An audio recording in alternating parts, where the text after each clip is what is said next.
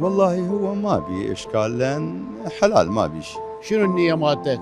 تريد تشتري أقساط، تريد تشتري رقم، فلي قدام يكون يخلي بباله بحيث من ينطق برقم واحد. شرعا يجوز. انت تجي مثلا تقول له لي قدام، تقول له انا اريد اشتري هاي السبحه منك بالاقساط، يقول لك هاي ابيع لك اياها قيمتها 1000 دينار، تتقسط عليك 10 اقساط، كل قسط 100 دينار. إذا يرفع أكثر من اللازم بإشكال، وأنا إذا شيء بسيط أو أقل من البسيط وبي تسهيل أمر ما أبي أشوف بإشكال. إذا كان السعر عالي فهذا الشيء حرام، السعر بسيط يرفعه حتى لا يأثر على المواطن. يجوز رفعها ما مشكلة، يابا أنا هاي سلعتي أريد أنها بالأقساط فد ب 500,000، بالنقدي ب 400، ماكو إشكال بيها.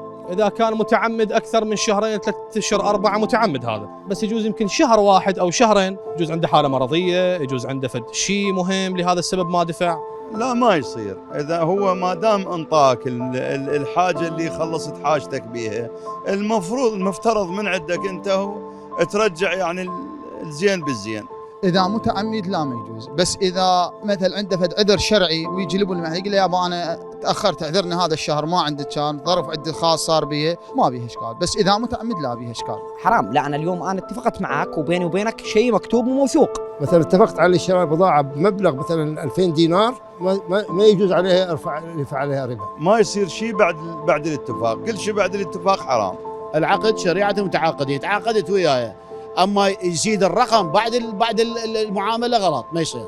الاتفاق سيد الأحكام، بعد ما أتفق معك وتزيد لي هذا الشيء، هذا يعتبر استقلال. حرام حرام الربا، والربا 77,000 باب.